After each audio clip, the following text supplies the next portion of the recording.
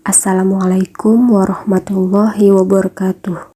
Pada kesempatan kali ini saya akan menjawab soal UAS dari mata kuliah Perbandingan Pendidikan. Untuk soal nomor 1 adalah tentang perbandingan pendidikan pada negara Jepang, Finlandia, Korea, Malaysia, dan Indonesia berdasarkan aspek sistem pendidikan, problematika pendidikan, dan kebijakan pendidikan. Pada negara Jepang, sistem pendidikan dibangun atas dasar prinsip-prinsip, yaitu legalisme pendidikan di Jepang tetap mengedepankan aturan hukum dan melegalkan hak setiap individu untuk memperoleh pendidikan tanpa mendiskriminasikan siapapun, baik suku, agama, ras, dan antar golongan berhak mendapatkan pendidikan yang layak. Kedua, administrasi yang demokratis. Negara memberikan kesempatan kepada siapa saja untuk memperoleh pendidikan dengan biaya yang masih terjangkau oleh masyarakatnya. Yang ketiga, netralitas pendidikan Jepang diberikan kepada setiap siswa dengan tingkatan pendidikan masing-masing. Yang keempat, penyesuaian dan penetapan kondisi pendidikan dalam proses pengajaran memiliki tingkat kesulitan masing-masing yang disesuaikan dengan tingkatan-tingkatan pendidikan yang ditempuh. Yang kelima, desentralisasi penyebaran kebijakan-kebijakan pendidikan dari pemerintah pusat secara merata kepada seluruh sekolah yang ada di negara tersebut, sehingga dapat diikuti dengan baik. Selanjutnya, problematika pendidikan di negara Jepang. Yang pertama, hubungan antara program kependidikan di lembaga kependidikan dengan dunia kerja belum dapat diserasikan. Pengangguran intelektual dari lulusan universitas juga semakin membengkak. Kemudian, dengan kondisi tersebut, membuat para pencari kerja di usia muda terlanda rasa cemas. Yang kedua, pemerataan dan efektivitas masih harus ditangani secara serius. Yang ketiga, penyediaan tenaga guru yang lebih bermutu masih sedikit dimiliki untuk mempersiapkan anak didik.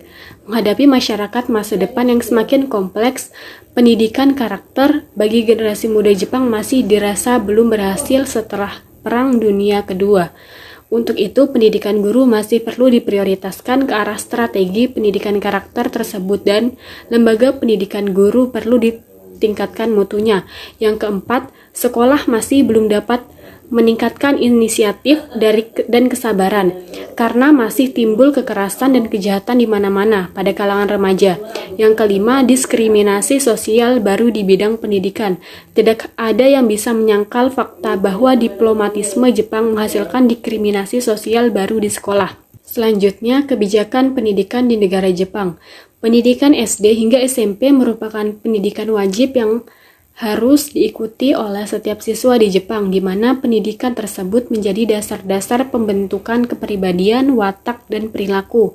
Pemerintah Jepang membebaskan biaya pendidikan untuk tingkat SD hingga SMP.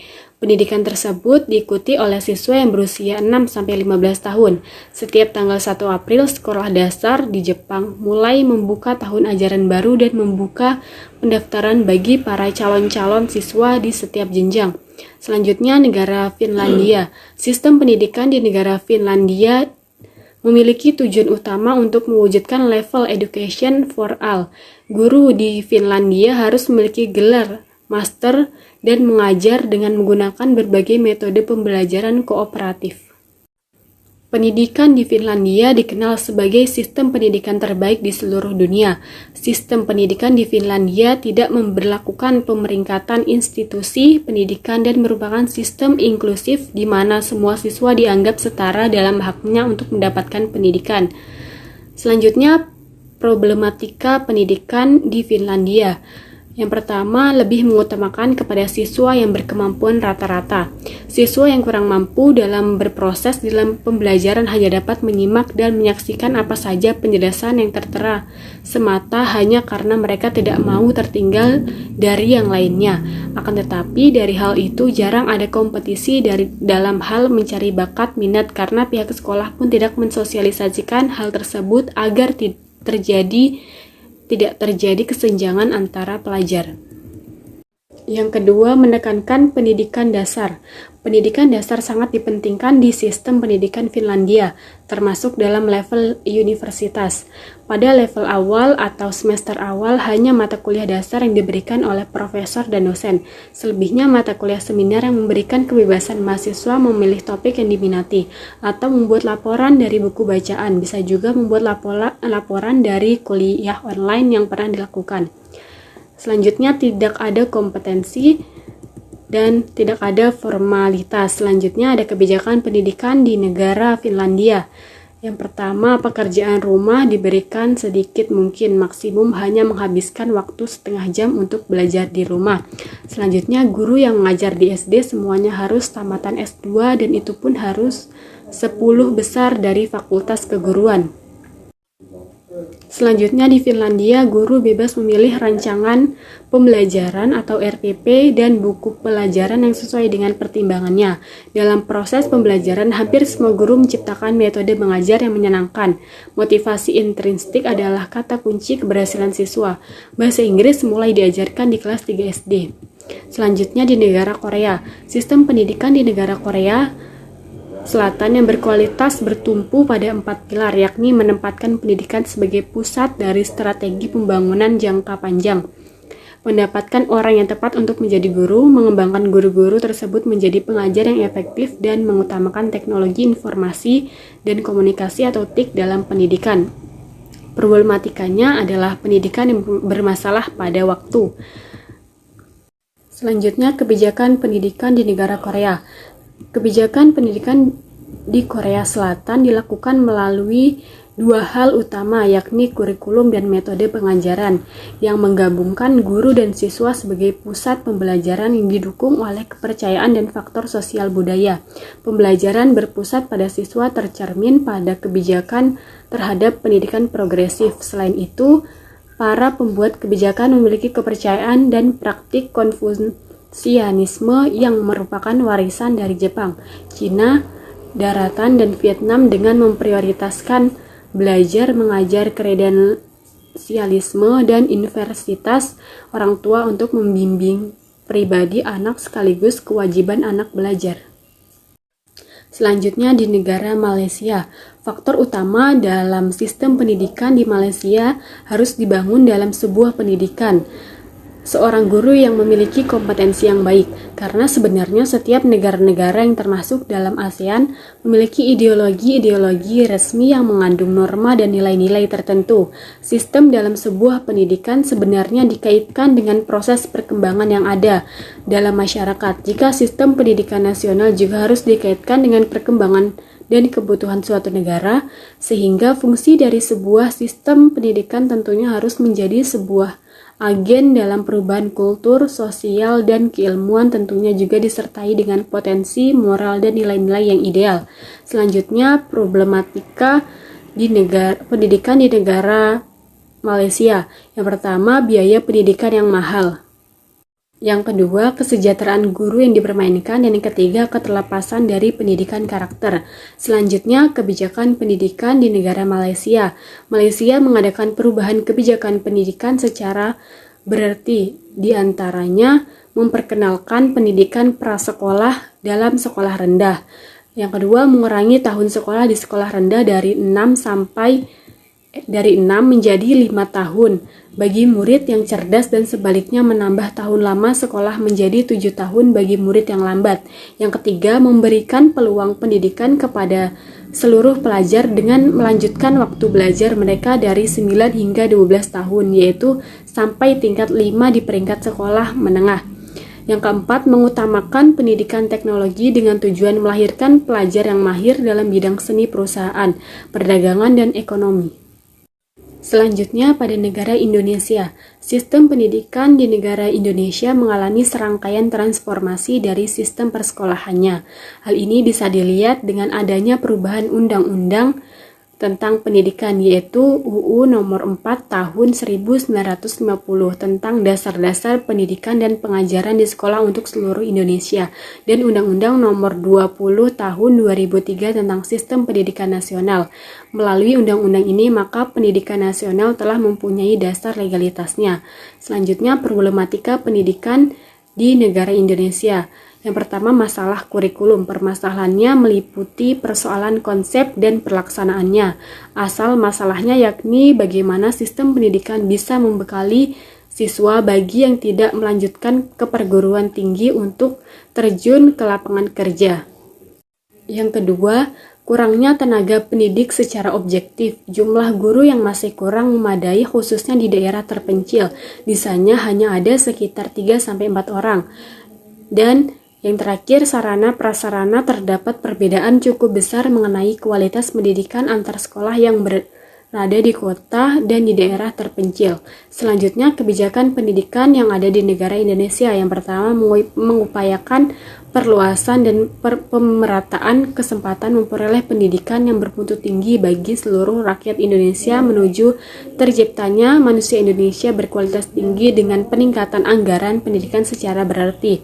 Yang kedua, meningkatkan kemampuan akademik dan profesional serta meningkatkan jaminan kesejahteraan tenaga kependidikan. Yang ketiga, melakukan pembaharuan sistem pendidikan termasuk pembaharuan kurikulum. Yang keempat, memberdayakan lembaga pendidikan baik sekolah maupun luar sekolah sebagai pusat pembudayaan nilai, sikap, dan kemampuan serta meningkatkan partisipasi keluarga dan masyarakat yang didukung oleh sarana dan prasarana yang memadai. Yang kelima, melakukan pembaharuan dan pemantapan sistem pendidikan nasional berdasarkan prinsip desentralisasi, otonomi, keilmuan, dan manajemen. Yang keenam, meningkatkan kualitas lembaga pendidikan yang diselenggarakan baik oleh masyarakat maupun pemerintah. Yang ketujuh, mengembangkan kualitas sumber daya manusia sedini mungkin secara terarah, terpadu, dan menyeluruh melalui berbagai upaya proaktif dan reaktif oleh seluruh komponen bangsa. Yang kedelapan, meningkatkan penguasaan, pengembangan, dan pemanfaatan ilmu pengetahuan dan teknologi, termasuk teknologi bangsa sendiri dalam dunia usaha, terutama usaha kecil, menengah, dan koperasi. Selanjutnya soal nomor 2 tentang era 4.0, revolusi industri 4.0 atau yang sering disebut dengan Cyber Physical System merupakan revolusi yang menitikberatkan pada otomatisasi serta kolaborasi antara teknologi cyber. Revolusi 4.0 ini sendiri muncul di abad ke-21 dengan ciri utama adalah penggabungan antara informasi serta teknologi komunikasi ke dalam bidang industri. Dengan kemunculan revolusi ini mengubah banyak hal di berbagai sektor, di mana yang pada awalnya membutuhkan banyak pekerja untuk menjalankan operasionalnya. Dan sekarang digantikan dengan penggunaan mesin teknologi. Selanjutnya nomor 3 tentang sistem pendidikan, problematika pendidikan, dan kebijakan pendidikan dalam menghadapi era 4.0. Sistem pendidikan membutuhkan gerakan kebaruan untuk merespon era industri 4.0. Salah satu gerakan yang dicanangkan oleh pemerintah adalah gerakan literasi baru sebagai penguat bahkan menggeser gerakan literasi lama. Gerakan literasi baru yang dimaksudkan terfokus pada 3 literasi utama, yaitu literasi digital, diarahkan pada tujuan peningkatan kemampuan membaca, menganalisis, dan menggunakan informasi di dunia digital. Yang kedua, literasi teknologi, bertujuan untuk memberikan pemahaman pada cara kerja mesin dan aplikasi teknologi. Yang ketiga, literasi manusia, diarahkan pada peningkatan kemampuan berkomunikasi dan penguasaan ilmu desain. Selanjutnya, problematika pendidikan dalam menghadapi era 4.0. Menghadapi tantangan yang besar era revolusi industri 4.0 ini, maka pendidikan dituntut untuk berubah juga karena kita hanya disuguhkan 2 pilihan, yaitu berubah atau mati, termasuk pendidikan pada jenjang pendidikan dasar dan menengah. Era pendidikan yang dipengaruhi oleh revolusi industri 4.0 disebut pendidikan 4.0 yang bercirikan pemanfaatan teknologi digital dalam proses pembelajaran, dikenal dengan sistem cyber, dan mampu membuat proses pembelajaran berlangsung secara kontinu, tanpa batas ruang dan tanpa batas waktu. Tantangan pendidikan pada era revolusi industri 4.0 ini, khususnya di Indonesia, bukan lagi hanya berbicara pada masalah klasik, yaitu pemerataan dan pemenuhan akses sarana prasarana pendidikan, tetapi juga berbicara mutu lulusan yang mampu bersaing. Selanjutnya, kebijakan pendidikan dalam menghadapi era 4.0. Yang pertama, persiapan sistem pembelajaran yang lebih inovatif di perguruan tinggi. Yang kedua, rekonstruksi kebijakan percepatan di bidang ilmu pengetahuan dan teknologi. Yang ketiga, persiapan sumber daya manusia khususnya dosen dan peneliti. Yang keempat, terobosan dalam riset dan pengembangan. Dan yang kelima, terobosan inovasi dan perkuatan sistem inovasi. Selanjutnya soal nomor 4 tentang bagaimana mempersiapkan pendidikan di Indonesia dalam menghadapi era 4.0 dan dampak negatif dan positif dari pendidikan era 4.0 di Indonesia. Menteri Pendidikan dan Kebudayaan menyarankan metode pembelajaran sains, teknologi, engineering, arts, mathematics yang bisa menjadi salah satu kunci penting dalam dunia pendidikan. Untuk menghadapi era 4.0, selain mempersiapkan metode pembelajaran baru, dibutuhkan juga infrastruktur untuk mendukung tercapainya pendidikan 4.0. Dampak negatif revolusi industri 4.0, yang pertama, lebih rentan terhadap serangan cyber. Hal ini dikarenakan proses produksinya menggunakan mesin teknologi. Oleh sebab itu, sangat penting memiliki sistem keamanan yang baik. Yang kedua, butuh biaya besar dalam investasi alat serta pekerja. Hal ini dikarenakan harus mengeluarkan uang untuk membeli alat terlebih dahulu serta pelatihan keterampilan pegawai agar dapat menjalankannya. Yang ketiga, adanya urbanisasi, di mana meningkatnya jumlah populasi masyarakat yang ada di kota besar. Yang keempat, berdampak untuk lingkungan. Hal ini dikarenakan dengan penggunaan mesin yang ada dapat menghasilkan polusi udara, limbah dalam jumlah besar, serta hal negatif lainnya yang dapat merusak lingkungan. Selanjutnya, dampak positif revolusi industri 4.0. Yang pertama, kemudahan dalam mengakses informasi, dikarenakan dapat menggunakan gadget maupun teknologi lainnya. Yang kedua, efektivitas dalam bidang produksi dengan mengganti tenaga manusia yang ada dan menggantinya dengan teknologi mesin. Selain mengurangi biasa produksi karena mengurangi penggunaan tenaga kerja. Dengan menggunakan teknologi dapat meningkatkan hasil produksi. Yang ketiga, dapat menimbulkan pendapatan nasional karena dapat memproduksi barang dalam waktu yang relatif singkat dengan kualitas yang baik.